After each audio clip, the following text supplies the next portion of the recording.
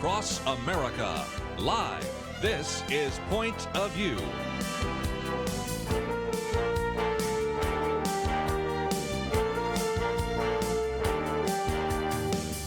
And now, Kirby Anderson. Thank you for joining me today. I hope you had a wonderful 4th of July weekend. It was a good opportunity for some of us to have a few days off, and that was certainly helpful. And, of course, one of the things that I've certainly encouraged you to do is to visit the website, even though we are oftentimes playing various tapes, which we did both on July 4th and July 5th. Some of those are, if you will, the golden oldies, and so it would just be a great opportunity for you to go back and listen to some of those interviews. Each particular hour was unique, so you don't have to necessarily listen to all 3 hours. There were 3 different interviews of what we thought were some of the best interviews that we've done in the past. And, of course, some of them had to do with our nation's heritage, and so we'll get into that in just a little bit. Some of the articles I've posted today about the overreach of the LGBTQ activism. Nike fans the flames of the culture war, you think? And that's a piece by Jonah Goldberg that we'll get into. And also Nancy Pelosi pushing back from some of the freshmen, or you might want to say first-term members of Congress that have a lot of visibility on Twitter and Facebook, but she's not impressed with the fact that they still only represent 4 votes out of 465 members of the House of Representatives. So we'll get into some of those topics. And next hour, we'll be talking about this new book, The Story of the Cosmos. Daniel Ray was with us before, as well as Byron Barlow.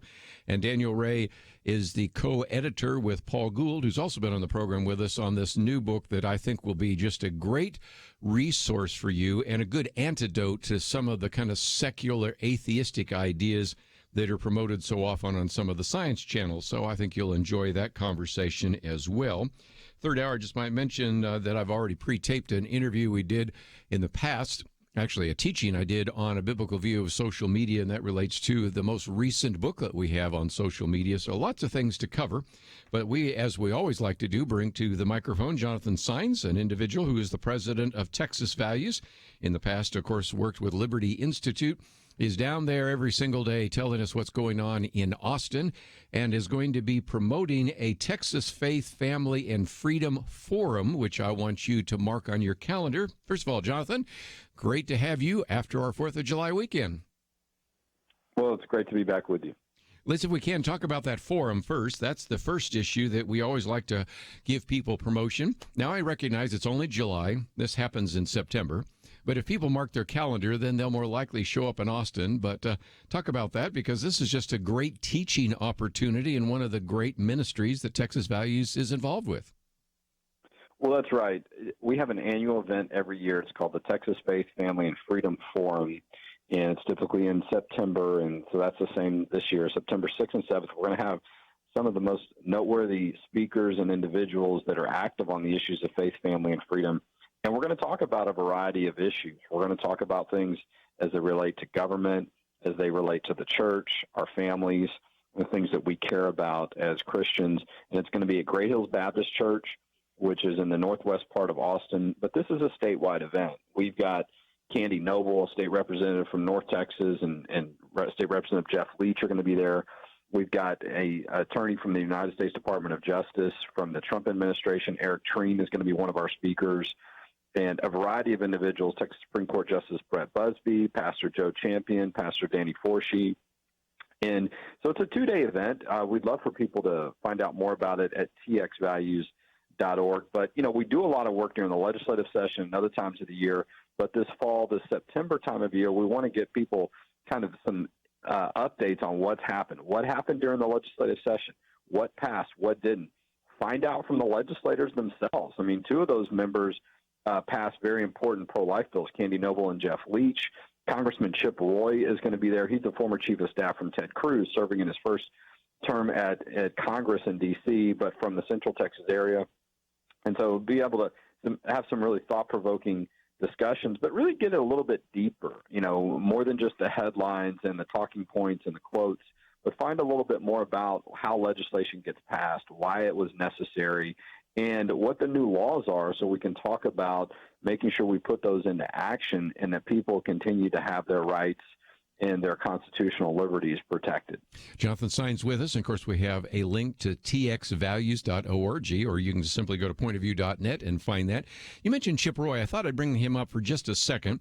This relates to the national debate, but it's also relevant to the state of Texas. And that is, Chip Roy the other day caused all sorts of anxiety in Congress because they were going to just routinely pass a piece of legislation for, if I remember right, billions of dollars, and they were just looking for unanimous consent. And he was the skunk at the party, or the fly in the ointment, or whatever illustration you want to use. And they said, whoa, wait a minute. And he objected so that it forced a debate and a voice vote.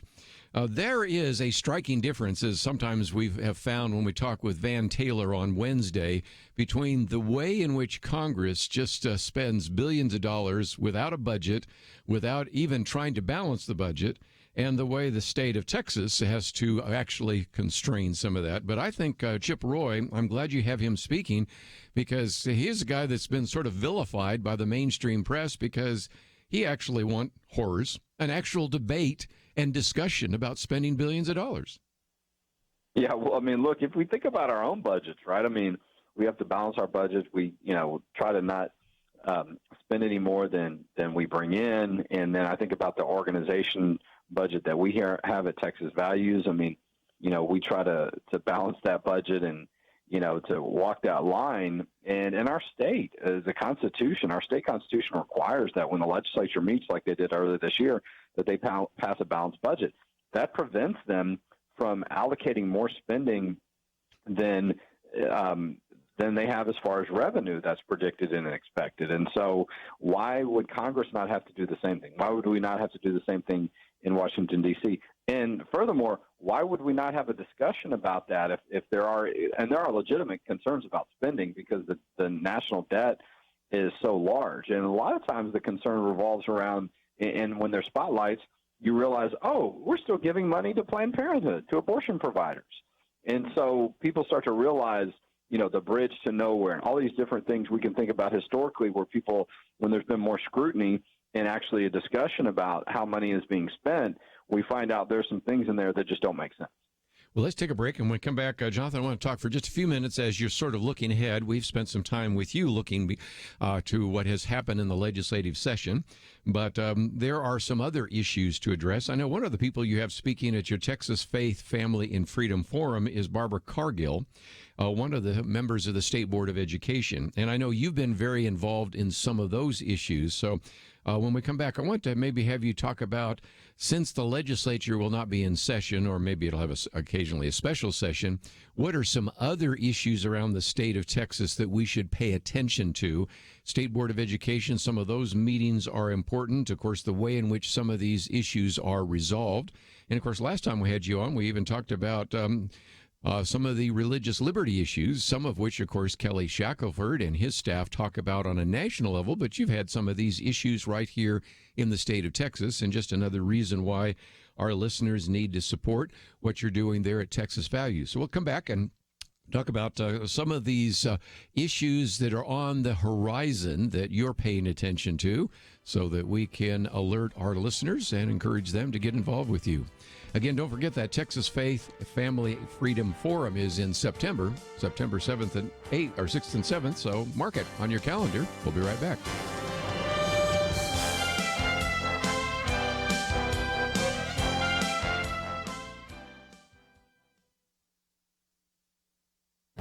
This is Viewpoints with Kirby Anderson.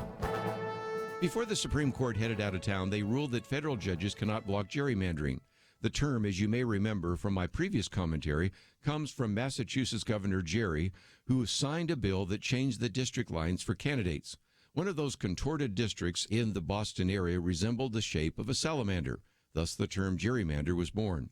The 5-4 decision came because of Chief Justice John Roberts. In another case involving the census citizenship question, he ruled 5-4 the other way. He's becoming the Supreme Court swing vote in the same vein as Justices Anthony Kennedy and Sandra Day O'Connor.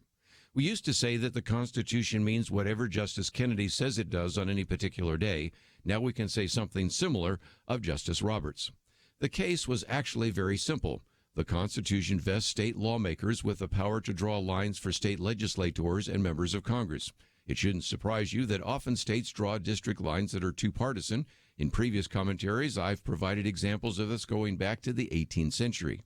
But should federal judges who are unelected and do not have to face the voters be able to block actions by state legislators who are elected and do have to face the voters? Put that way, perhaps you can see why I thought this case was very simple. Nevertheless, the case involved federal judges in Maryland and North Carolina that threw out such districts. The editors of the Wall Street Journal summarized the core issue of this case with this sentence. They said the Supreme Court is now telling these itchy judges to knock it off. We may not like how districts are drawn, but the solution is for voters to make their frustration known at the next election, not to let judges decide. I'm Kirby Anderson, and that's my point of view. For a free copy of Kirby's booklet, A Biblical View on Socialism, go to viewpoints.info/socialism. That's viewpoints.info/socialism.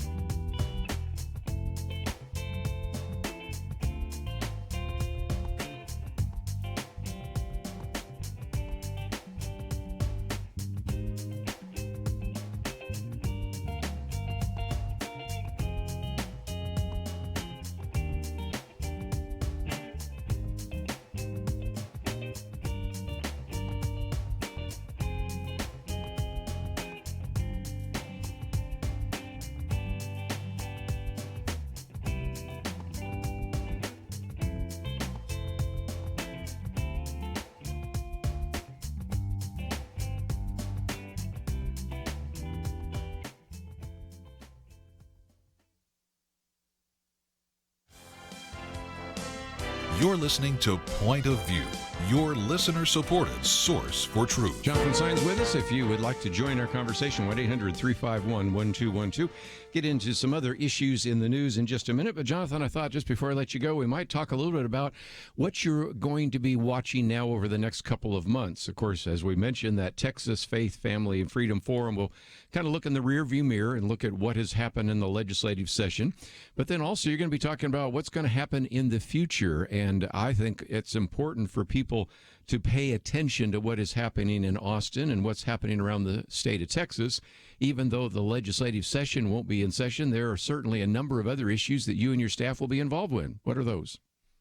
Well, that's right. Well, look, and, there's going to be a lot of talk about what's happening nationally with, a lot of the presidential campaigns on the Democratic side kicking off and the reelection campaign of President Trump and other members at the federal level getting a lot of national attention in some venues. But, during summertime, we're thinking about what are families doing? And a lot of families are, they've got a little bit more downtime. They're spending time with their children, and many of them are going to libraries. And we're seeing a lot more attention on these drag queen events that are being forced on the public libraries. Look, we did an article about this last week because of an event here in the Central Texas area close to our office. The drag queen culture and lifestyle is highly sexualized and is now and historically has been connected to adult nightclubs and entertainment that often includes nudity. And that's why so many parents, that's just one of the many reasons why so many parents continue to be concerned, and they feel like these drag queen story time events, as they're being called, are not appropriate for children in a public library, particularly during daytime hours. Well, and let me just add to that, because one of your other articles that you've posted is about this curriculum called Get Real, and that is used, for example, in the Austin ISD, but we found that what happens in Austin spreads to the rest of the state, and this is, again, created by the nation's largest abortion provider, Planned Parenthood, and it's really intended primarily for grade school, middle school, and you have all sorts of role play issues. You have all sorts of unbelievable kinds of phrases, conversations, and things of that nature that, again, I would imagine most Americans, most Texans would see as inappropriate as part of the school curriculum. That's right. I mean, look, and the State Board of Education is expected in the next couple of months to have meetings where they talk about state standards for the entire state. We're talking about policies that could impact over 6 million public school students. And look, I got to be honest with you, a lot of times the policies that public schools use, you'll see similar ones in private schools. So don't allow yourself to think, oh, my kid's at a private school, so this won't affect me. It might be less likely, but I don't want you to think that you couldn't pop up there, because we do see it happen. And so, and Austin is, a lot of times one of the worst examples, if you will, of, or they're doing a lot. There's a lot of activity on trying to push pro-LGBT issues in their sexual education and pro-abortion policies, and talking very openly about very sensitive and private issues related to sexuality that are just inappropriate for children at elementary school level. And look, we support the fact that a lot of parents don't think that these issues should be talked about in public school at all. These should be reserved for a parent and a child. But even if they're going to take place, and they're not required to by state law, but if a public school district does, like the one in Austin, they're looking at doing it at the elementary school level. And a lot of them are being curriculum is being created by the largest abortion provider in our country, Planned Parenthood. Why? I mean, part of the reason why we think is because a lot of the government-funded taxpayer sources are drying up, because people have seen the unscrupulous things and the awful things that Planned Parenthood does, so they don't want the government funding them. So when it comes to providing abortion, so they're trying to look for other revenue streams. And look, in Austin, you got a lot of parents that, don't see issues the same way that you and I do, Kirby, and even they think the curriculum's gone too far, whether it's promoting the LGBT agenda, whether it's talking about sensitive subjects that they think are just way too private and should be left to the parent and child. So again, some of the other issues that we can address, maybe one more, and that is an article about what's happening in Harris County. Now, again, a lot of our listeners don't live in Houston, but again, what happens in Houston can end up in Dallas or Arlington or Collin County or whatever. And I think it illustrates, again, another point that you, Jonathan, and I have made before, and that is, as important as it is to pay attention who the president is and who your two senators are and who your representative is and who your Texas representative is and your Texas senator is, you need to move down and look at who your county commissioners are, because right there in Houston, Harris County's county commissioners, by a vote to 3-2, basically passed one of those sexual orientation, gender identity, known as SOGI protections. And it's a good example of what you've talked about all during the legislative session, in which it's kind of a hashtag ban the Bible policy, isn't it? Well, that's right. And, look, part of that, and I'm not trying to be political, this is just part of the reality that there was an election last year where you had a county like Harris County that was largely controlled by Republicans. Now you've got 3 Democrats on that commissioner's court, I believe, and 2 Republicans, and that was really how the vote fell. And so that 3 majority allowed the 3 Democrats, one who was appointed to the position, Rodney Ellis, a former Texas senator, state senator.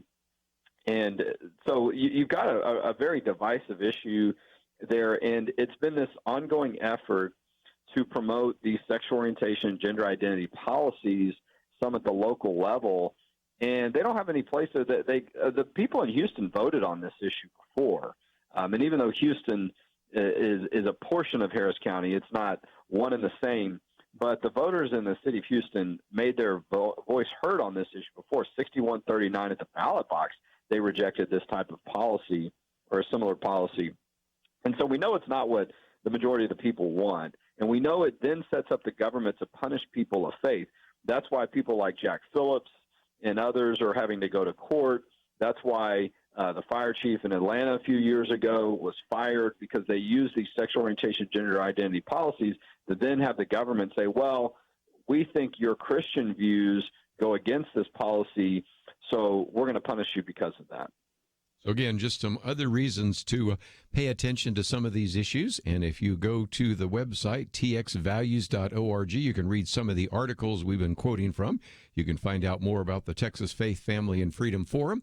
And if nothing else, I would encourage you to support this organization. I would also encourage you to learn about what they're doing. And if you find out something happening in your community that they need to know about, I hope you'll contact them as well, because even though you have quite a staff, Jonathan, I would try to, if I could, empower and encourage any listener to this program to be able to help you in identifying other issues that are surfacing around this big state of the state of Texas. So once again, thank you for joining us. That's absolutely right.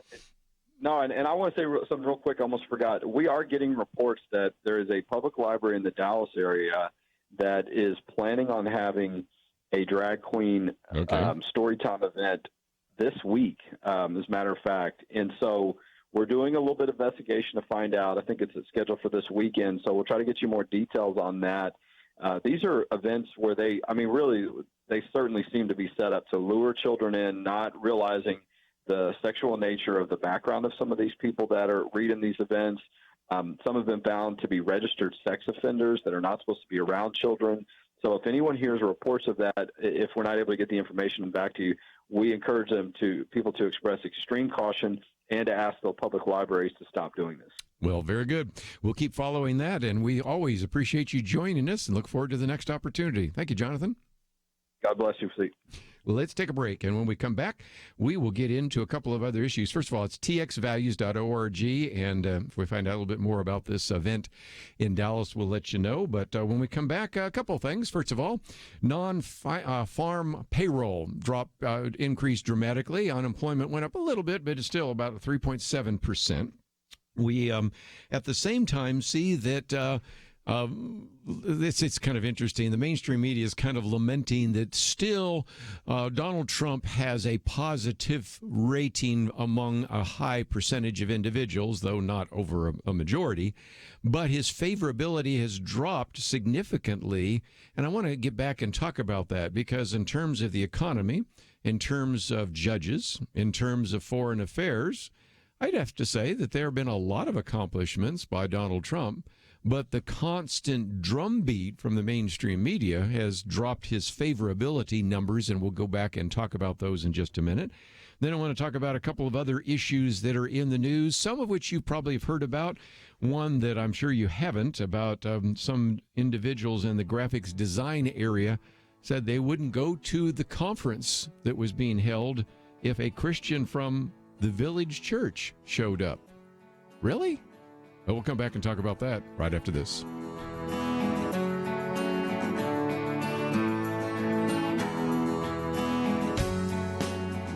There is no more dangerous time than when things are going well. Remember Elijah on Mount Carmel? Fire came down. There was no doubt who was God, but what happened next? He went from amazing faith to a time of great fear and depression. Many Christians have been very thankful a certain Democratic candidate for president was not the one to nominate two replacements for the Supreme Court. But as with Elijah, times of great victory are also times of great danger. Moments like this are not the time to take it easy. This is not the time to let our guard down. This is a time to double down on our work in the community, to serve and pray and plan and invest in a better future. This is the time to join Point of View's Truth Team 360 to make sure today's promising gains are not lost tomorrow. Show your commitment to our future by visiting pointofview.net/team or call 800-347-5151. Ask to join the Truth Team. Pointofview.net/team and 800-347-5151. Point of View will continue after this.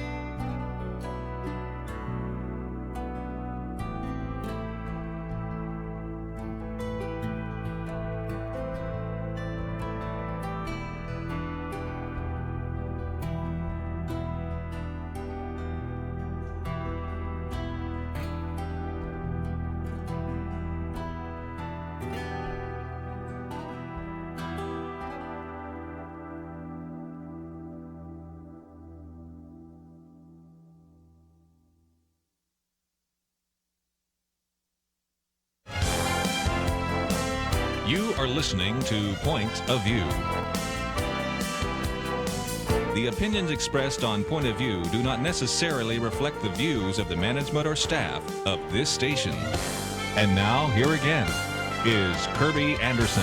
Back once again, and if you'd like to join our conversation, 1-800-351-1212. I think you will especially want to join us next hour as we spend some time talking with Byron Barlow and Daniel Ray. Daniel Ray and Paul Gould are the co-editors of a book called The Story of the Cosmos. It's just out, published by Harvest House. A very heavy book because it has color pictures of these stars and these galaxies and Hubble pictures and all the rest. So a very expensive book in that regard, simply because it is such a heavy book, but one that I think you're going to find very interesting. But let me get into a couple of issues. And one of those, I mentioned that the jobs report was even better than expected for June. They were expecting about a job growth, about 165,000 jobs, and it was 224,000 jobs. These are non-farm jobs, so this is an incredible boost. You have unemployment that's ticked up a little bit to 3.7%, but those of us that ever took a class in economics know that they've always felt that complete employment's at about 3%, really. So, and again, we've already pointed out on numerous occasions on this program, we actually have more job opportunities than we have people to fill them. So if you have an unemployment problem, it's because people don't have the requisite credentials, academic experience, or whatever it might be to do that.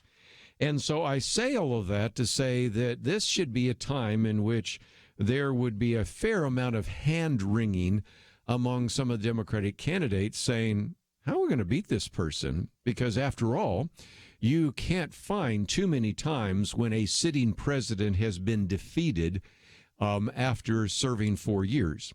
And the two times that have happened in recent memory, Jimmy Carter, when the inflation rate and the misery index was through the roof, or when the mainstream media told us that because of some of the decisions made by George Herbert Walker Bush, the economy was bad, and it wasn't as bad as they said it was, but nevertheless, okay.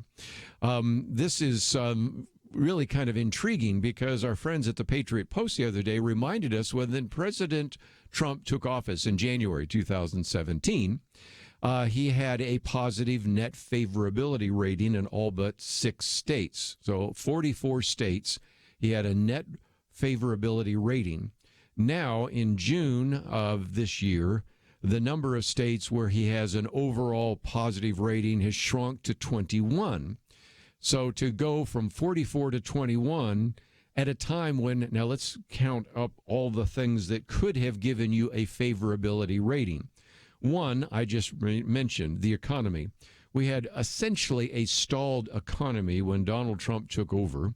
Whether you want to give him credit or not, the incoming president usually gets a little bit of a honeymoon, but sooner or later, you can't keep saying that what happened in the previous administration is the problem or the solution. Although some people are trying to say that right now, you'd have to say that the increase in jobs, the increase in manufacturing, the lowest unemployment in 50 years, those kinds of things attribute to something that was done while Donald Trump was president. You can say part of it has to do with Congress. I'm not going to pick the fight on that. Just simply saying that oftentimes the president gets, as I've said before on this program, oftentimes too much credit for a good economy, too much blame for a bad economy, because presidents can only do so much. You might say, well, the economy is not the only issue. Okay, well, what about, I don't know, judges? I would imagine that there are a whole series of individuals that have been pleased with the kind of judges that Donald Trump has put onto the court. And it isn't just the ones that everybody might be able to mention, like Neil Gorsuch or Brett Kavanaugh. But if you've listened to this program, you know that a lot of judges who are committed to the Supreme Court, committed to the appellate court, committed to the district court, looking at laws from a constitutional point of view, certainly are positive. You might say, well, foreign policy. Okay, I'll be the first to admit that there are still tensions between us and North Korea. But the president is talking with him, and we haven't seen quite as much belligerence from North Korea. Seen a little bit from Iraq, but part of that could be simply because he decided to pull out of the Iraq nuclear deal. And, of course, we've had tension between the United States and China, but I think a lot of people even tend to think that that might end up benefiting the American people as well.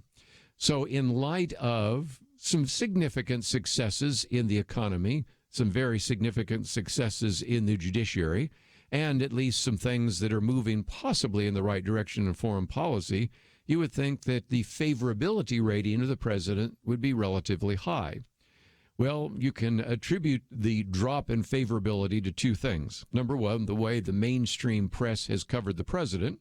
And number two, the way the president has conducted himself in office. Because if you look at one of the other factors, they sort of ask a question that it's not as well worded as it could be, but it's sort of trying to say, do you think that the president is acting presidential? You don't find a whole lot of people saying that. And there have been a number of people, including Newt Gingrich. I might just mention Newt Gingrich the other day predicted that Kamala Harris will be the Democratic nominee for 2020. I can go into that in a few minutes, but it takes a while. It's 11 pages in terms of his argumentation, but we've said this before. But if indeed the president is going to be successful, even one of the things that Newt Gingrich has said is if the president could just kind of keep his mouth shut sometimes, not try to tweet every time he turns around, not look like a bully every time he turns around, his favorability ratings might go up. But nevertheless, his approval ratings are about as high as they've ever been. And this, of course, becomes a bit of a challenge for anybody who plans to run against him. And the odds-on favorite right now is Kamala Harris. Senator Kamala Harris might indeed be that person. But we could be wrong, and that's exactly why you have to run the primaries. Let me talk about an issue that relates to those of you in Dallas primarily, although I know some of you outside of the state of Texas listen to this program as well on other radio stations or on the internet. But it's interesting that the Dallas-Fort Worth chapter of the American Institute of Graphic Artists makes a big point about inclusion. Matter of fact, you can read, they have a statement about ethnicity, gender, race, ability, disability, and age. But as this particular article says, the policy of inclusion only goes so far. That is, the American Institute of Graphic Arts made it very clear that it would not participate in a design conference unless a Christian speaker was excluded. Now, you might say, okay, is this like a neo-Nazi, one of these Christian white supremacists or something like that? No, this is the man who's the communications director for the Village Church. If you've ever listened to this program in the past, you've heard us interview Matt Chandler. We've also interviewed Matt Chandler's wife. This is kind of a Texas mega church. It is a church that's pretty hip, if you will. It is definitely millennial friendly. And yet, interestingly enough, the director there, David Rourke, is the communications director and an individual that was disinvited from the conference because of the demand. And you might say, okay, Village Church, I may not know a lot about them, but again, it sounds like this would be kind of your standard evangelical church, and you would be right. But it has to do, of course, with the fact that when they looked at some of the policy statements there on the church, because they believe in a biblical view about marriage between one man and one woman, then it is a situation in which they feel like it is a church that excludes LGBT individuals. And so, again, if you are always talking about inclusion, inclusion only goes so far, and it does not include Bible-believing Christians. We'll follow up on this, and if nothing else, might even be interesting to interview him sometime or next time we have Matt Chandler on. But I can recognize that there are certain churches that might be more controversial, certain pastors, Robert Jeffers fits in that category, who might be more controversial. Matt Chandler is not one of them. Village Church is not that particular church. And yet I think it gives you an idea of how quickly the left, when they talk about inclusion, immediately wants to disinvite individuals simply because they don't follow their particular view about gender or sexual orientation. And so here is a good example of something that is transpired right here in the Dallas-Fort Worth Metroplex. When we come back, I want to talk briefly about something that is related in one of the articles we've posted. Madeline Kearns wrote a piece called The Overreach of LGBTQ Activism, and talks about how because there has been so much of an overreach, so much anger and activism, now even among the younger generation, the so-called millennial generation, some of them are starting to say they don't feel as comfortable with some of the LGBTQ activism and some of the people that are LGBTQ simply because they are perceived that they're just almost as intolerant as some of the people that they've been criticizing all those years. So we'll come back and talk about that right after this.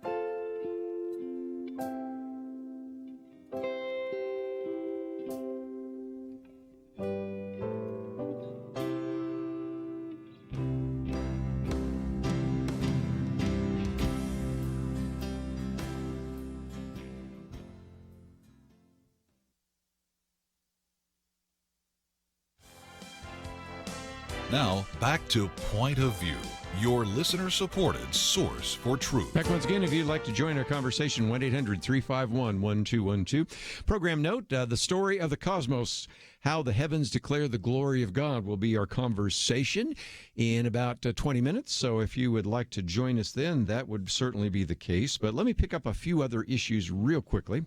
One of those articles I've posted by Madeline Kearns, I mentioned just a minute ago, called The Overreach of LGBTQ Activism.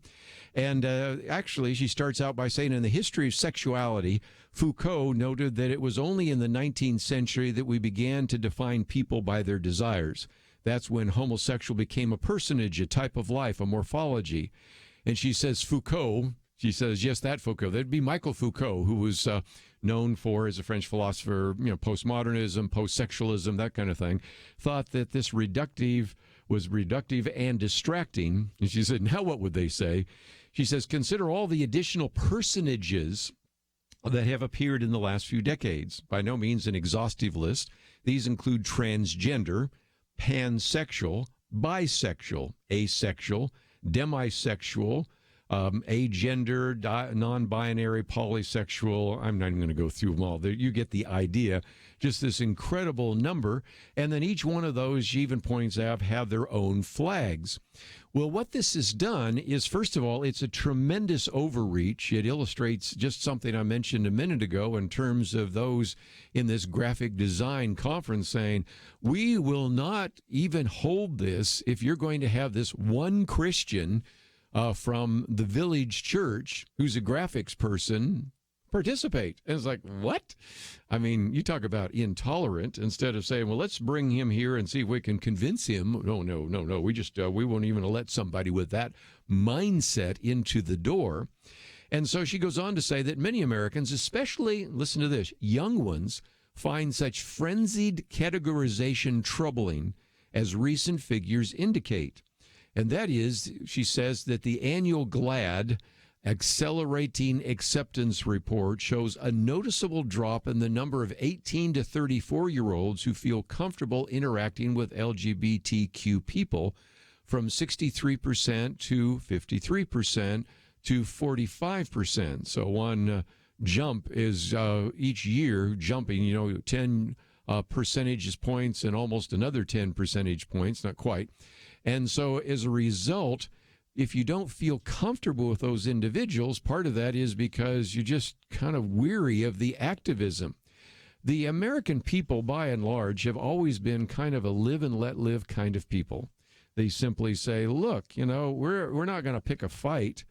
And if you want to do whatever you want to do, as long as you don't harm someone else or harm my own kids or me, all right, we're just going to have that live and let live kind of philosophy. And there have been some notable exceptions, and there have been racists and bigots and homophobes and things like that in the past. But generally, the average American just goes, whatever, I got better things to do than worry about what is your big issue.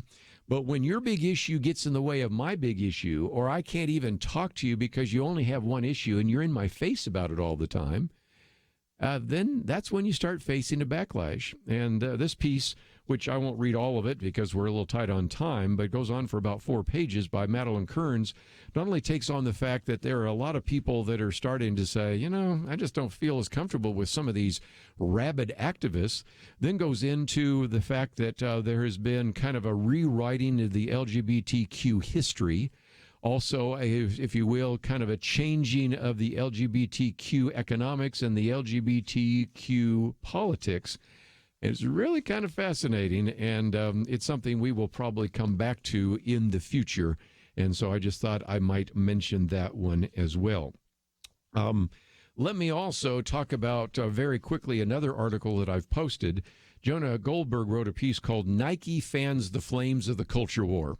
Again, you could do an entire program on that, and we might get to it later in the week. But his bottom line is very simple. It turns out that Nike has turned the Betsy Ross flag into a racist symbol. And I love the line here because he says, the thing is, most Americans, and when he said I say most, I mean nearly all of them, had no idea that white supremacists sometimes used the so-called Betsy Ross flag.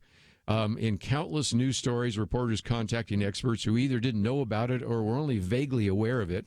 And there are people that have as their kind of focus to really look for hate groups and racist symbols. And one of those, of course, would be the Anti-Defamation League's Center on Extremism. They have a database with more than 150 hate symbols. And the Betsy Ross flag, he says, isn't among them. Matter of fact, they asked one of the people from ADL, the Anti-Defamation League, about this, and he said, well, the Betsy Ross flag is a common historical flag.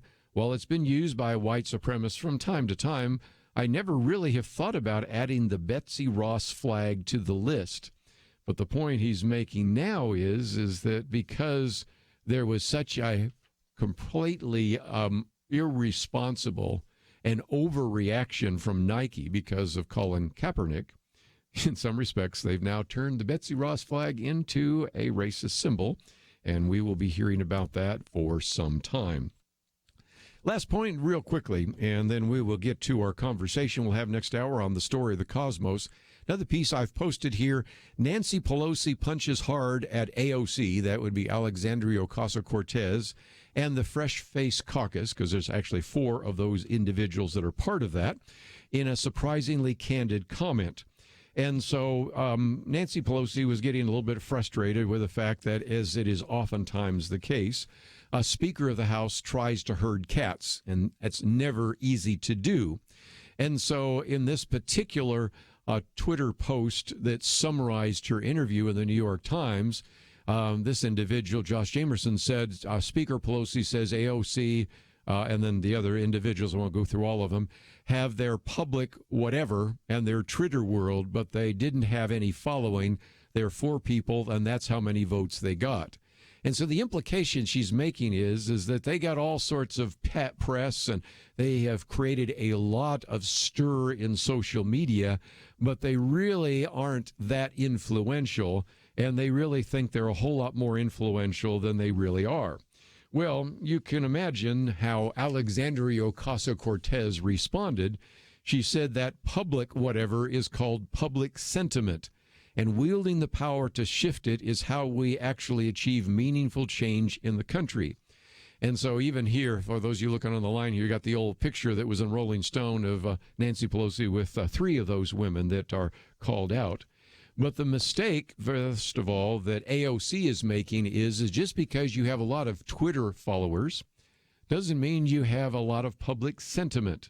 The two are not created equally at all. The so-called social media is an echo chamber. And so when you say something, everybody goes, "Atta girl, atta girl." You keep doing that. You get the sense that you've got the majority of the American people behind you, but you really don't. And I think Nancy Pelosi is frustrated because speakers of the House have always had trouble rounding up their people, but because they use social media right now to beat her over the head in ways that never affected Tip O'Neill or John Boehner or even Nancy Pelosi the first time, she's frustrated with this. But I think one of the lessons that AOC is going to have to learn real quickly is just because you have a lot of Twitter followers doesn't mean the American people are behind you. And she's going to find out sooner or later if Nancy Pelosi decides to really pull some things to maybe find herself not sitting on any committee whatsoever and not having any kind of influence except in her Twitter account. And that's not going to have any kind of impact in Congress. But nevertheless, we'll come back and follow this. I guess she's had enough. Speaker of the House is getting a little bit frustrated, and it's time to maybe get a little bit more aggressive in terms of dealing with some of these freshman members, our first-term members of Congress. We're going to take a break and talk about the story of Cosmos right after this. It wasn't long ago, it seemed, every official decision brought religious liberty and our ability to live as faithful Christians into question. Some of us wondered how long it would be before we were literally forced to choose between obeying God or men. That pressure seems to have subsided just a bit, and now is the time not to take a breath, but to work as hard as we can for the future of our nation. Thanks to you, Point of View is doing just that. And our special thanks to those who have become members of Truth Team 360. In football, 22 guys battle it out on the field while 40 or 60,000 watch in the stands and perhaps hundreds of thousands more watch on television. We need a special few to get out of the seats and into the game. Join today by calling 1-800-347-5151 and ask to join the Truth Team, or visit us online at pointofview.net/team. We really do need you. The nation needs you. 800-347-5151 and pointofview.net/team. Point of View will continue after this.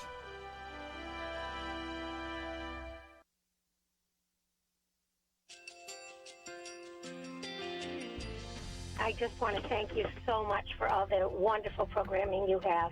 You're just absolutely fantastic. I recently started listening to Point of View, and I really found it interesting because of the different subjects you cover. Thank you for that. I really appreciate everything that you do in keeping us informed. Thank you, Kirby, for everything that you have been doing. I appreciate all the work that you're doing, advocating for the Word of God. Thank you so much. Point of View, I think, is absolutely necessary because it's a Christian perspective, a biblical worldview perspective, and receive very current, up-to-date information about what is really going on, week to week in our culture, which is changing so rapidly, and yet it's morally sliding backwards. Yeah, I'm just, first of all, I thank you guys.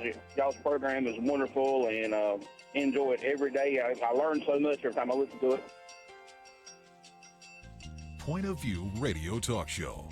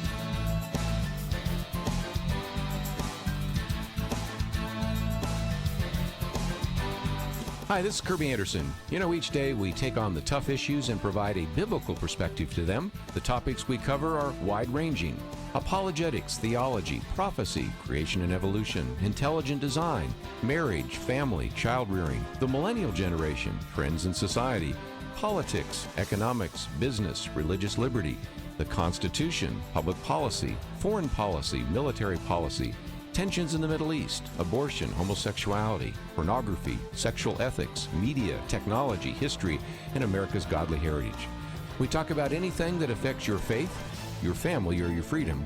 So don't go anywhere, because Point of View starts right now.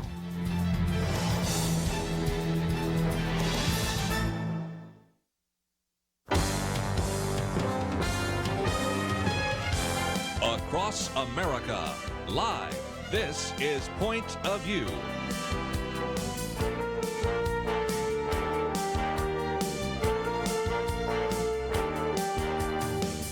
And now, Kirby Anderson. Thank you for joining me. I hope you had a great 4th of July weekend, and this is going to be a very interesting 1-hour interview on this new book, The Story of the Cosmos, How the Heavens Declare the Glory of God. And I think you're really going to enjoy the book, in part because you've already heard a little bit of the genesis of this book. This is sort of like the birthday of the book, because we've had in the past Daniel Ray and Byron Barlow in studio to talk about an event that then catapulted into the book, which may eventually become a video series. And so I think this is going to be very interesting for all of you.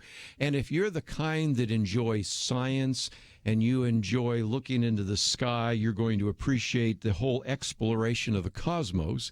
If, on the other hand, you're an individual that loves art and literature and imagination, you're going to enjoy this book as well, because there's a whole section on the expressions of the cosmos in art and literature. And, of course, if you're just interested in the whole area of apologetics, because so often here at Point of View we talk about helping you develop a Christian worldview and knowing how to defend a biblical worldview, there are all sorts of pieces there on evidences pointing to the creation of the cosmos. So this is just a really interesting book, and it's going to be a fun interview.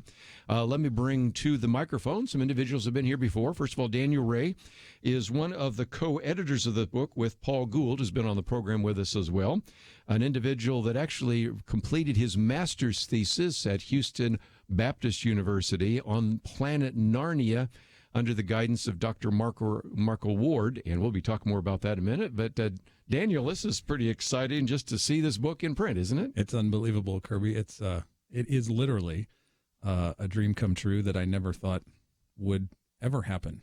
It fell in my lap thanks to the kindness of Paul Gould, who I approached last year to do the event that we had that birthed the book that you talked about, bringing together an astrophysicist from the Space Telescope Science Institute in Baltimore, Maryland, and bringing together my thesis advisor, Dr. Michael Ward, for an evening presentation on the Chronicles of Narnia and images from the Hubble Space Telescope. It was the coolest thing ever.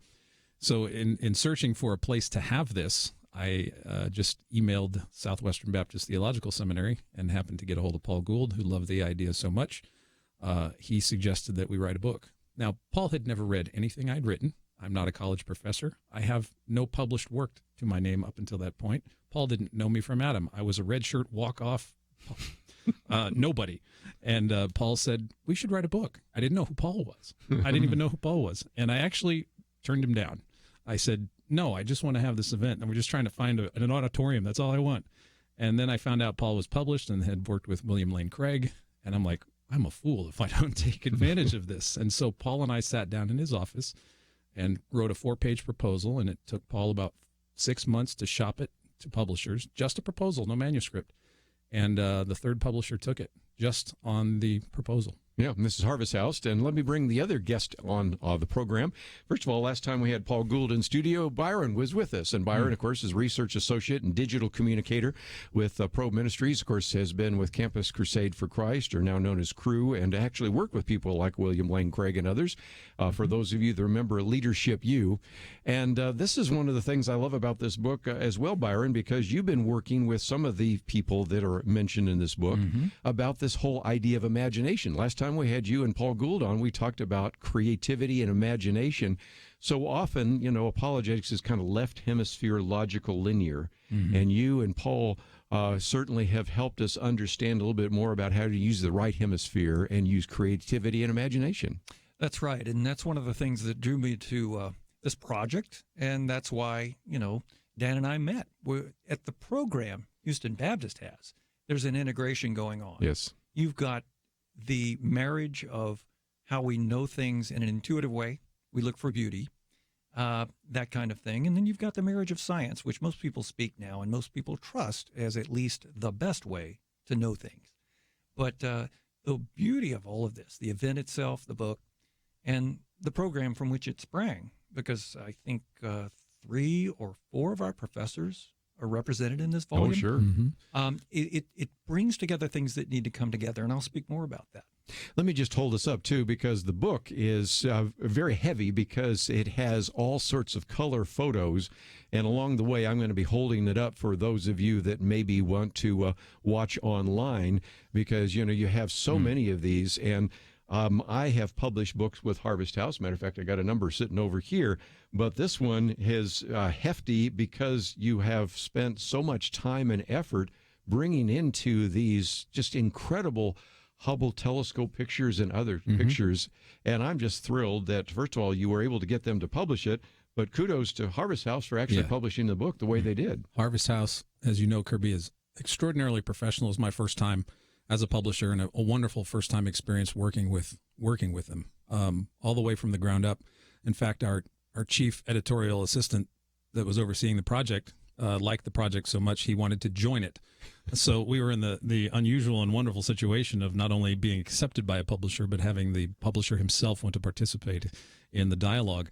And just a fun note, I just found out from the publisher this morning, in publication terms, the paper is a 70-pound weight. Yes, I was going to say, I've never seen one like this except in a coffee table book. But there's some poetic irony in this because we talk about the glory of God. That's our centerpiece, Psalm 19, Psalm 8. And the Hebrew word for glory is chabod, which means weighty. It's a weighty, a kind of heaviness. So it's fitting that the book weighs a little bit more than the average book does, but it really has. Harvest House did a wonderful job. Terry, especially Steve Miller, making sure that this book, not only the content was sufficient for a larger readership, but also that the book itself is a work of art. Well, it certainly is. And again, I've worked with some of those people before, and just kudos to Harvest House, but also to you. And we need to take a break, but when we come back, I thought we might kind of work our way through a little bit more of how this developed, because first of all, people are going to, and I hope you'll answer this question after the break, okay, how do we put Narnia, C.S. Lewis, astrophysics all in the same room, and how does those relate? And so that's certainly one of the things that you did for an event that then sprung into this book. I want to alert our listeners in the Dallas area that tomorrow night they can actually go to an event. And so for them, this is going to be a great opportunity to meet you face-to-face, meet some of the other participants. And then the people in about 240 other radio stations say, yeah, but we don't live in Dallas. But the good news is you are going to videotape that. So we'll try to make a link available to people so they can see that event as well. Yeah. So even if you can't attend it in person, you'll be able to watch that, and that will be helpful. And for those of you that are saying, I know some people that maybe are somewhat skeptical, they believe in science, and they're convinced that if I'm a scientist, I've got to be an atheist. I think this book, although not necessarily intended to be an evangelistic, it certainly is. Or maybe you have some individuals that say, I really don't really like science as much, but I am kind of interested in how to use my imagination. You're going to find this book is going to introduce you to both aspects of what we're going to be talking about. And I know of no other book like it, so this is why we're just thrilled that the book is available. We have a link. You can certainly find it in your local bookstore. Just came out, but we also have a link so that you can get it in paperback or Kindle. And I'd get it in paperback because these pictures are really amazing. But let's take a break. We'll continue our conversation with Daniel Ray and Byron Barlow right after this.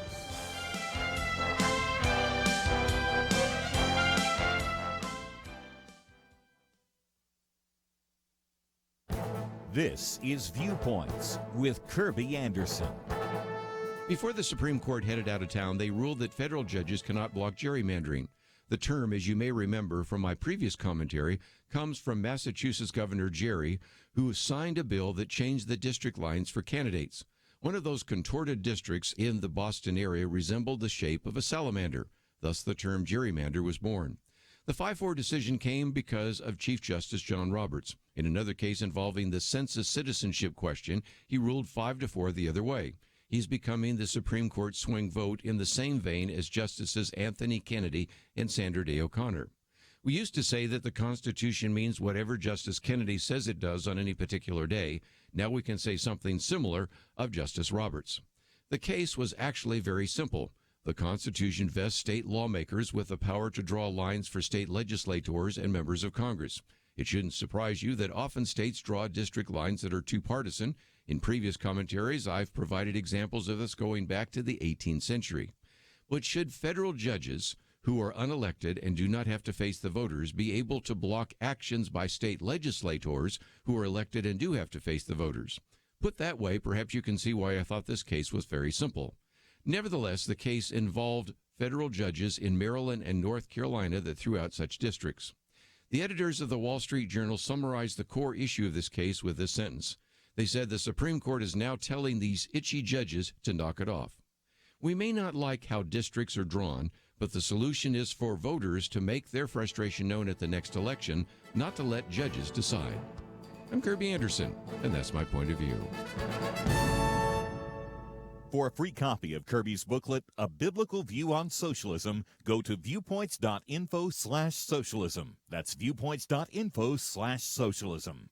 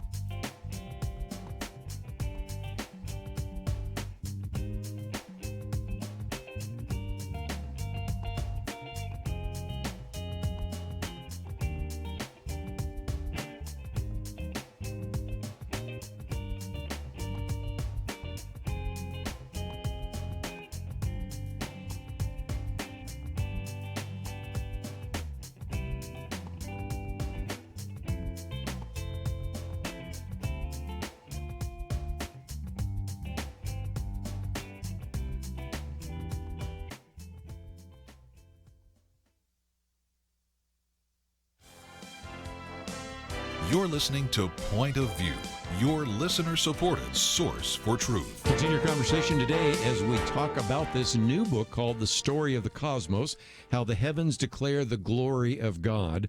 And we have in studio with us Daniel Ray and Byron Barlow.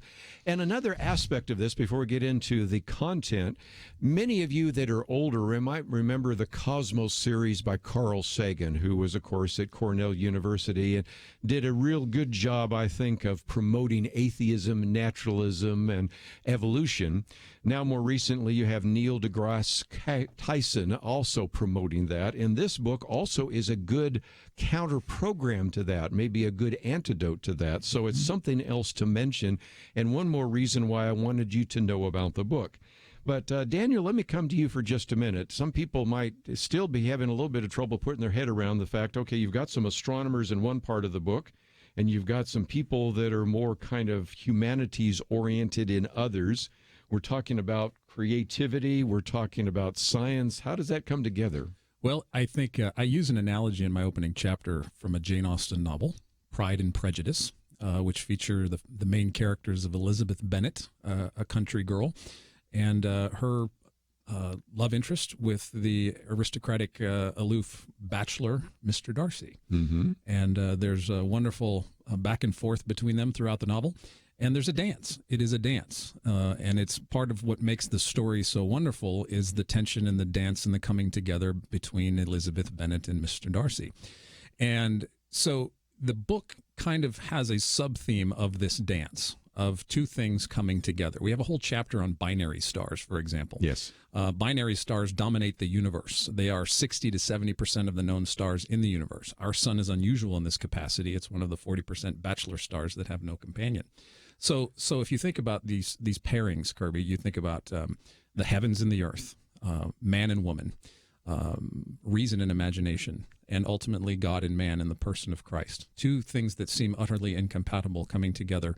And theologians, we're still buzzing over how do you explain the God-man? Even after all thousands of years of creeds, we're still fascinated by, and really the focus of our doctrine is about these two things that come together that seem incompatible on a human scale. And so what we've done is taken this pairing with reason and imagination, and we've demonstrated through these essays how things do fit together. And you do, as you get through the book, you do begin to see and make connections that you're like, I didn't even know you could connect those things. One of the most delightful stories that I've had about this since I did a mailing on Twitter. I'd sent about 30 copies out to people, just people that wanted a book. And I sent one to a lady who had younger children, and she tweeted me when she received the book. She was reading my chapter, and there were pictures from the Hubble Space Telescope, and she had her kids on her lap. So she was enjoying the, Darcy Bennett dance theme that I was talking about, and her kids were pointing to the pictures of Hubble. And so their mom was reading an adult book that the kids were also enjoying, and she said it was just a wonderful moment. But that's exactly what we're trying to do, Kirby, is, bring these things together again to show how the delight, that's what the heavens and the earth are, a coming together of two things that you wouldn't normally consider. And so we hope the book will inspire people to make connections in their own way by reading through how our contributors have made creative and imaginative and scientific connections to life on Earth. And I might just mention that it's kind of a who's who of people we've interviewed on this program. Melissa Kane Travis has been on the program with us. We've mentioned Guillermo Gonzalez, and I think we've mentioned at least Holly Ordway. William Lane Craig has been on here, of course, you and Paul Gould, and on and on. So it's just quite a number of individuals that are part of this. But Byron, let me come to you for just a minute, because you, as a matter of fact, I mentioned Holly Ordway. You worked with her and have studied under her, but this whole section deals with imagination. Now, I know a lot of people may know that you work also, and when you were with Campus Crusade, now even with Pro Ministries, you're on a campus that's made up of mostly scientists. It's kind of STEM area. And so they're all into the technical stuff, but if they're not interested in the technical stuff, you found other ways to approach them. Talk about that. Right. And, even the ones who are STEM related, science, tech, engineering, math, and it's their life, and they go to math class, they go to computer science class, and they hear that the world is a reductionist thing. It's just matter in motion and all that kind of thing. What they do then is they stick some earbuds in their ears and they listen to poetry. They listen to song lyrics. Then they go binge on Netflix because they want a good story, because we're built for story. And so one of the things that, for example, Dr. Ordway brings to the table here when she's talking about the Silmarillion, which is the creation account and a biblical style book that sets up Middle Earth for Tolkien and his readers, is that she says that the Christian story is not just historical assertions and facts, propositions to be asserted, but it has to be meaningful. She's right. Because, again, we belie our belief in just science as the only way to know things, or as the very, very best and only real authoritative way to know things, because then we go seek stories and lyrics and meaningful things. So what this book does so well is it inserts some meaning so that you can care that there are these factoids and these facts about space and all, and it circles right back around to the heavens telling the glory of God. And the Psalms talk about the heavens declare the glory of God. And if that was true back when the psalmist wrote it, it's really true in the 21st century. Because, Daniel, let me come to you for just a minute. Of course, Guillermo Gonzalez is somebody we've quoted before. Of course, we've had a variety of other individuals that all point to the fact that when you look at the evidence, we have the fine-tuning of the universe in such a way that if you really look at this, you really can't say this was a cosmic accident. It's, as one astronomer said, it's almost as if the universe knew we were coming. Yes, that's correct. Melissa Kane Travis's chapter deals with the remarkable, as she calls it, the deep intelligibility of the cosmos, something that materialism and naturalism takes for granted but cannot finally explain. And so part of what you had mentioned just a moment ago, Kirby, the Psalm 19, where it says that the heavens are declaring the glory of God, the verse says that day to day pours forth speech, and night to night reveals knowledge. This has not stopped ever since God put the stars in the sky. In Psalm 8, David is contemplating the moon and the stars, and he says, what is man that you are mindful of him, and the son of man that you care for him? Psalm 8:3 was what Buzz Aldrin took in his suit pocket to the moon. He had communion in the Eagle lander as Neil Armstrong was walking on the surface. And one scripture that he had written down for himself as he took communion was Psalm 8:3, David contemplating the universe. And so the intelligibility of the universe, Dr. Luke Barnes is our contributor on fine-tuning. He's a world-renowned expert on fine-tuning in a both philosophical and a scientific way. But he and Alan Hainline do a chapter together that breaks down, you think fine-tuning and cosmology, and it just sounds so sciencey, I don't want to deal with it. Not at all. They talk about Legos. They break this down at the family level. This I is love the very, Legos. yeah. The Lego analogy is great. Everybody knows what Legos are. Right. Yeah.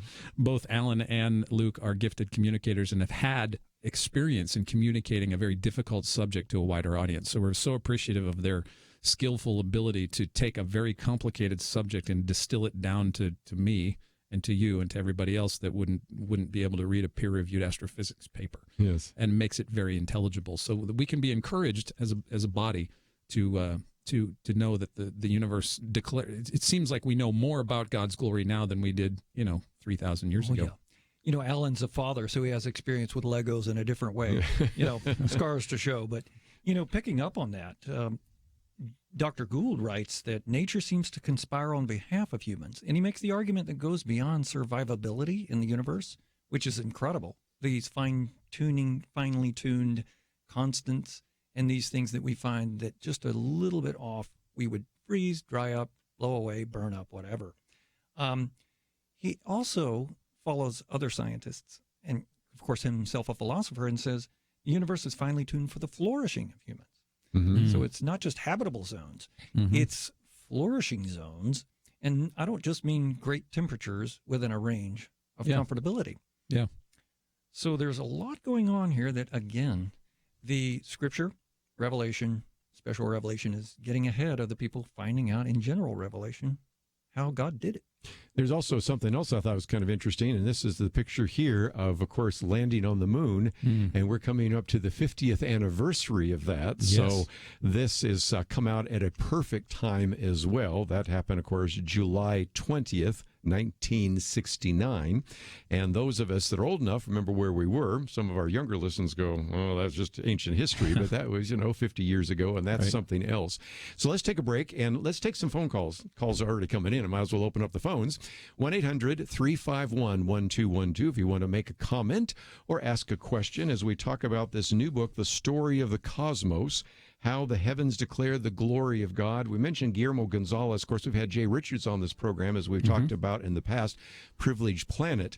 But I think this is a book that even is more intelligible and even more significant to you that maybe you would like to develop, read, and pass on to your children and grandchildren. Let's take a break. We'll take some phone calls right after this. Point of View is committed to spreading the truth, oftentimes a truth that those in political power don't like getting heard. But the only way it can be heard is if our teams stand strong together, if you do what you can to support the Point of View Truth Team. It's having an impact, as we heard recently from U.S. Representative Louis Gohmert. Everywhere I go, I hear people that you have influenced, that Point of View has affected. You have made such a difference, and you rely on people to contribute, and if they don't contribute, then that truth does not get heard. Help Point of View make a difference. Pray and consider what level is right for you. $30, $65, $100 a month, or even more. Please do what you can. 1-800-347-5151, or visit online, pointofview.net. Look near the top right for the link that says Become a Monthly Partner. Join the Truth Team, 800-347-5151, and pointofview.net. Point of View will continue after this.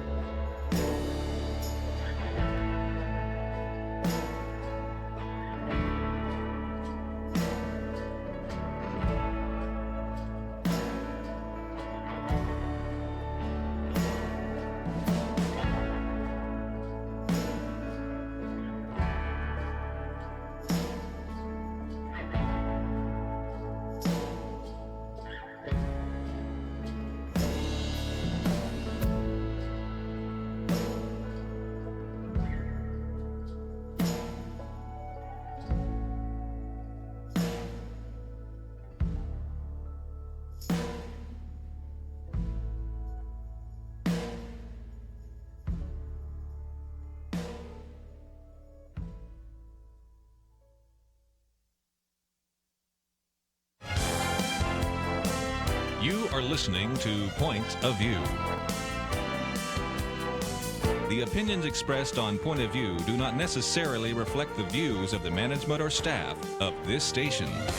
And now, here again is Kirby Anderson. If you'd like to join our conversation, 1-800-351-1212. We'll take some of those calls in just a minute. Let me just mention as well that we are talking about the book, The Story of the Cosmos, How the Heavens Declare the Glory of God. In just a minute, I'm going to give you some of the details about the event that is going to be taking place tomorrow night in the Dallas area. And then also later in the week, when that video is available, I will announce on air for those of you that live in all sorts of other places other than in Dallas, how you could watch the video. So we will do all of that as time goes on. But let's, if we can, take a phone call. We are privileged to have in studio with us still Daniel Ray and Byron Barlow. But let's go out to South Carolina first and talk to Brian, listening on WLPG. Brian, thank you for joining us today here on Point of View. Hello, Kirby. Good to hear from you. Thank you for taking my call. What would you like to add? Say something. I would like to say something about the expanding universe. The expanding universe has been taken as axiomatic for 50 years or more, assuming that the Doppler effect is the cause of the redshift. But recently, they have observed that some of the redshift for stars has increased, which would mean that the stars have increased in outward speed, and they're accelerating, which of course is nonsense. It's impossible. There's an alternate explanation that does take care of that, which would be that stars, as they burn up, they collapse because of their increased density compared to the energy that they emit. As they burn up, they still maintain probably 99.99% of their energy, of their mass, but the energy goes out. So they would have less energy to blow the star up and the same amount of mass to collapse the star. This collapse of a star causes a redshift. It causes an increasing redshift as the collapse increases.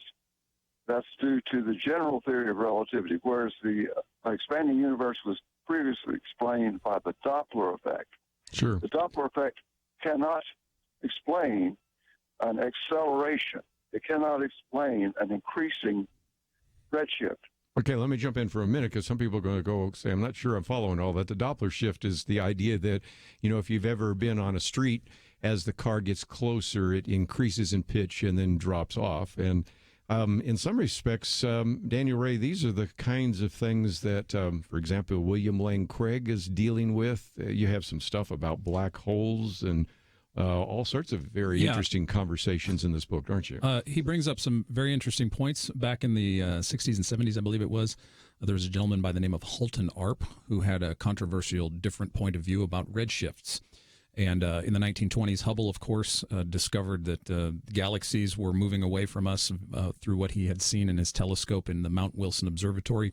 And so there's there's a fine line right now between what is observational science, what we can do, hard observational science, which is what the caller was talking about, and then based on the limited amount of observation that we can make, you get into the theoretical kinds of science. Right. And so we're kind of in a similar age as Kepler and Brahe were back in the 16th century, where you kind of straddle two worlds, where they were conversant in the old medieval geocentric worldview versus the new growing heliocentric worldview.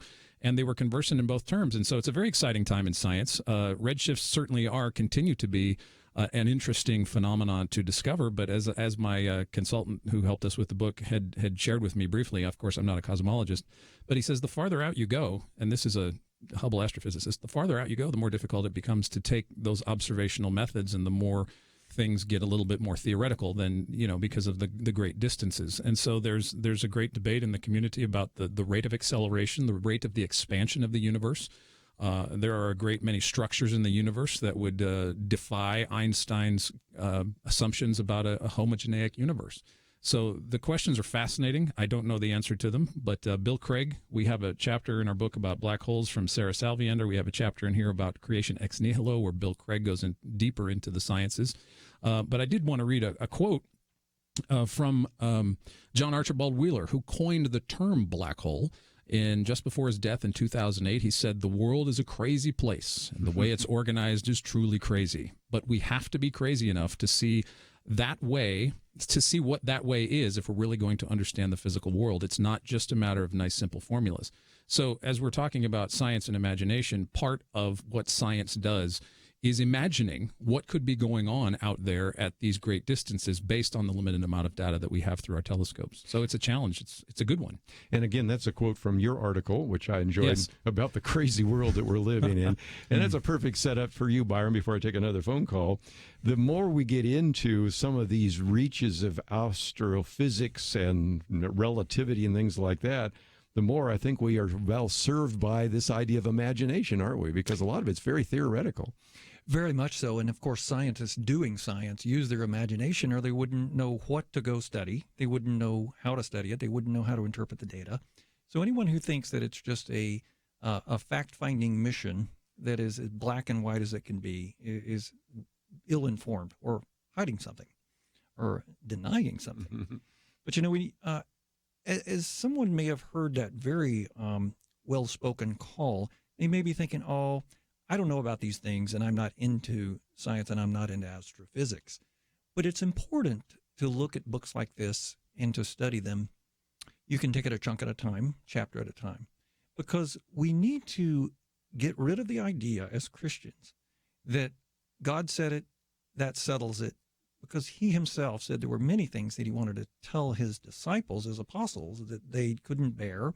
If there were gazillions of books, it wouldn't contain it all. And he has given us the realm of the world to go explore and minds to do it. So we're made in the image of God. We're able to go find out how he did what he did, how, as one of the Catholic researchers wrote, how the rocks cry glory. It's the most fascinating thing in the world. So we are actually not pleasing the Lord if we shut this down and say, well, it's all about science, but that's about faith. We're actually buying into a false kind of split, and that's not legit. So, but also for those who are still wrestling with things honestly, how God did it, does that mean that there are miracles? I don't believe in that.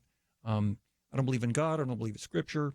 That's okay, because what they're still probably doing is seeking truth.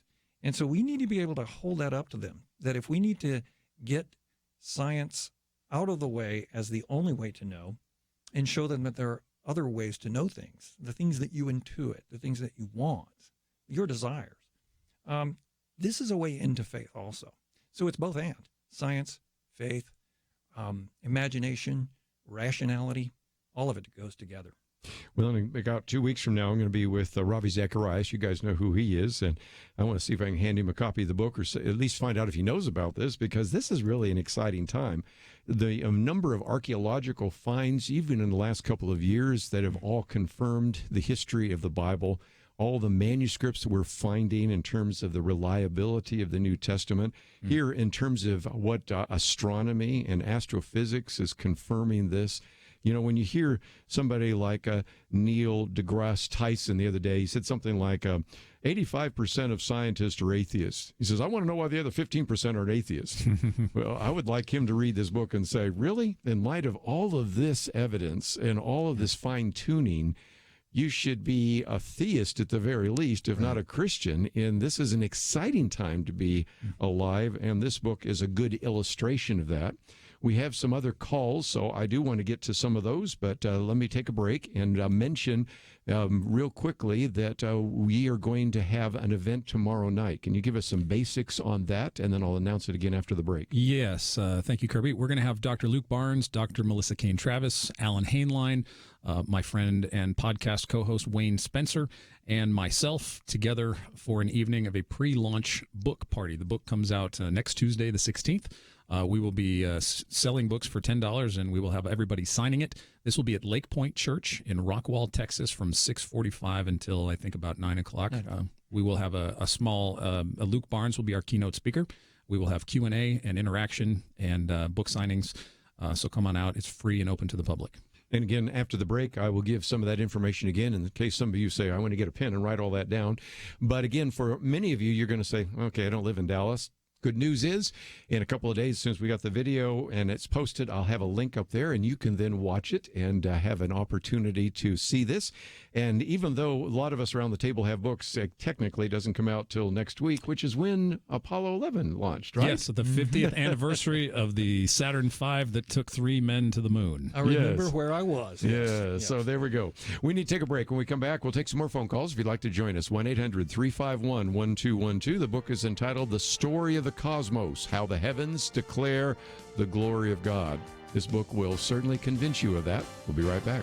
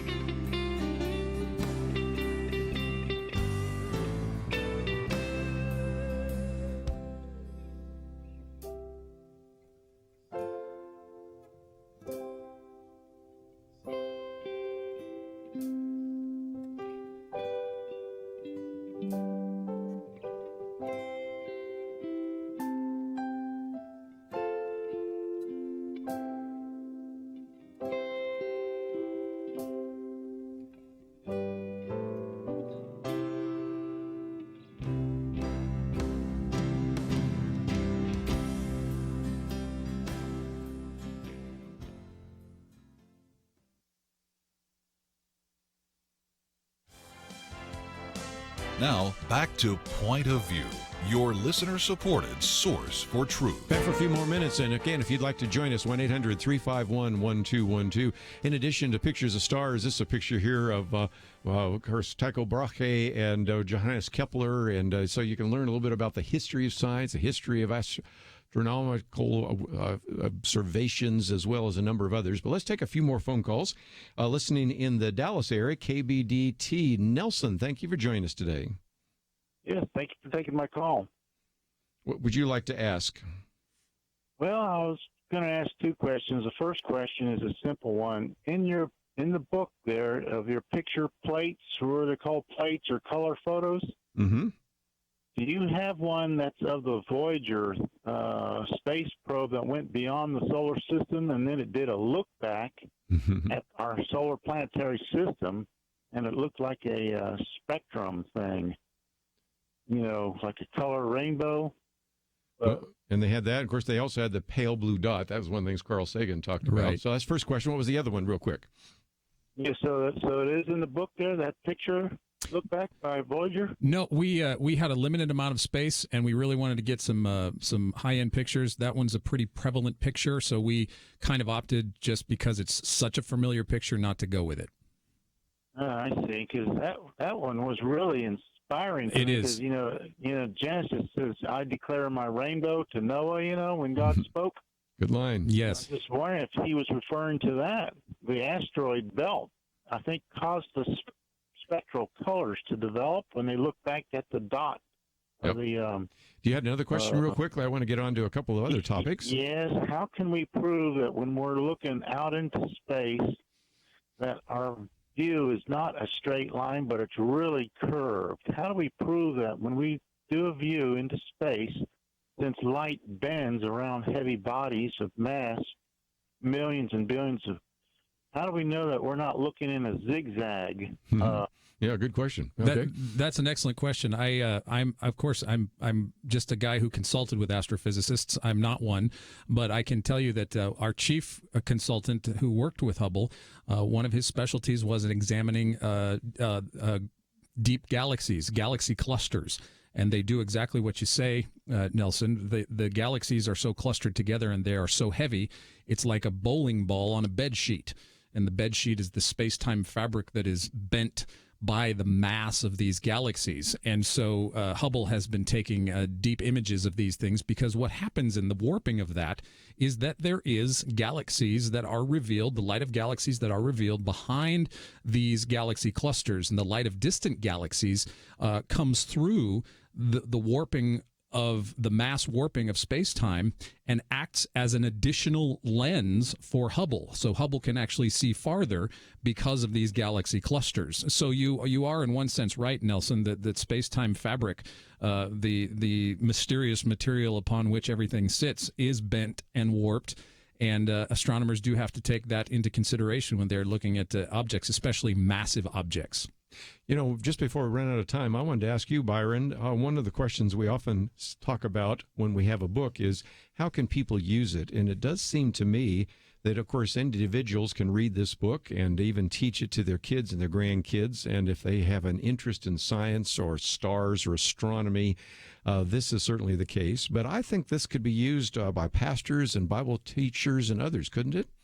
I think it could, based on the things I was saying before, that we need to integrate the ways of knowing, and we need to stop giving over to the idea that science is really the only way to know stuff. So one of the things that's so beautiful about this is that it is, as Dan said, based in Psalm 19, Psalm 8. Mm-hmm. So it seems to me that one of the most useful things for discipleship is just getting with people and actually reading off the page. And it's become almost a movement now where people get together and read the Bible, and they read books. A mutual friend of ours in the Dallas area has a book discussion group. Mm-hmm. It's an old-fashioned idea. There's nothing totally unique about it. But these are not things that lend themselves to simple devotional questions. But they are things that if you get together, especially with someone who's an aficionado in astronomy and somebody who's well biblically taught, even a theology, or having the pastor over for coffee, mm-hmm. that would be a way to do this. Because I think that what we need to reintroduce people to is a more full-orbed cosmology. This is about the cosmos. And gee whiz, that's all the way back to the ancients and the medievals. They were onto something there. So just getting together in community and talking about it without screens and out of a book, that's revolutionary in and of itself.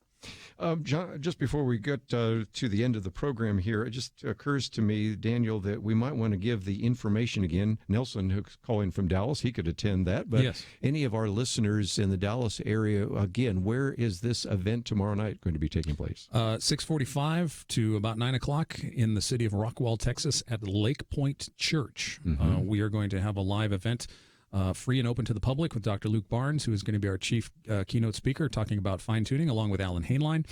Dr. Melissa Kane Travis talking about the intelligibility of the universe. I will be there alongside with my friend Wayne Spencer, who is a knowledgeable and walking encyclopedia of Kepler Bra knowledge.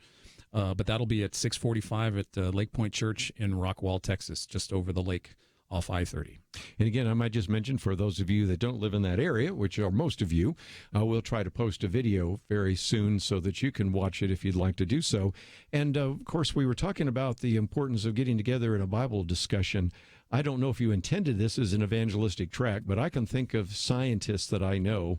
I just say, read one of these chapters and tell me what you think about this. This would be a conversation starter, wouldn't it? Yeah, we Harvest House, again, I can't say anything. I mean, I'm kind of biased because it's my first book, but they did a fantastic job with guiding me through the process. But what they did is Paul and I made a list of people that Harvest House mailed some of these books to, and one of them was secular cosmologist Dr. Sean Carroll, who works at Caltech. I think it's Caltech. But he received a copy. He actually tweeted about receiving a copy. He jokingly, politely said that it probably won't convince him, but I think he's going to at least maybe read a chapter or two. And we kind of hope that this will stimulate conversation. We certainly wanted to encourage the church, as Byron said earlier, about pastors and as a tool of discipleship, because science is on the minds of a lot of people. How can you be a Christian and a scientist, or be a Christian and understand science? And also to exhort or introduce or reintroduce atheists and skeptics to the idea of what a Christian worldview really does look like in terms of science and literature and art and how it all fits together. Well, again, as you and I just said a minute ago, in some respects, we know more about the cosmos now than we did a few millennia ago. All you can see with the naked eye is what's in the Milky Way.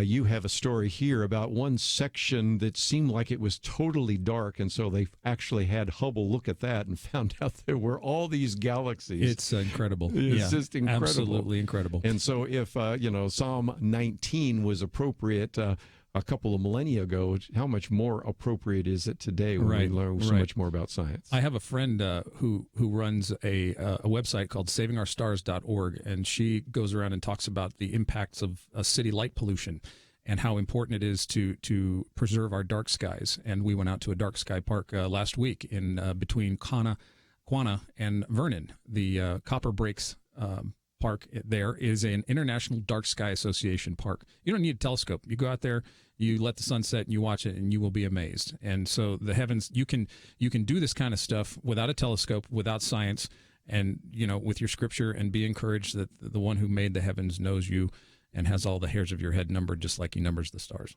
And Myron, you and I love backpacking, and we've been up there. We've seen a lot of stars, haven't we? So it's been kind of fun. Absolutely. Well, that's all we have for this hour, but let me again mention the book is entitled The Story of the Cosmos. Of course, its official release is next week, but we wanted to give you an advanced look, and it'll show up in your bookstore, but we also have a place where you can order it in paperback and Kindle, 270 pages. And so, if nothing else, Byron and Daniel, this has just been a great birthday party for the book today, so thanks for joining us. Thank you, Kirby. Thank you. Got a lot more to cover, and we will talk about social media right after these important messages. We live in a digital generation. Point of View is reaching this often overly plugged-in generation with truth. You can keep up with us 24 hours a day using your phone, your tablet, your laptop, or your desktop. Search for the Point of View Radio Talk Show on Facebook, where you can keep up with today's issues, learn about current and upcoming guests by liking us on Facebook. Also, follow us on Twitter. Our handle is @PointOfViewRTS. That stands for Point of View Radio Talk Show. Learn, interact, make a difference with Point of View using new media. And here's one way you can make a big difference. Help us increase our reach by spreading the word among your friends. Share a Facebook post. Tag us in a tweet. With enough joining us to plant seeds, we'll see a tremendous harvest. Come on, it only takes a minute.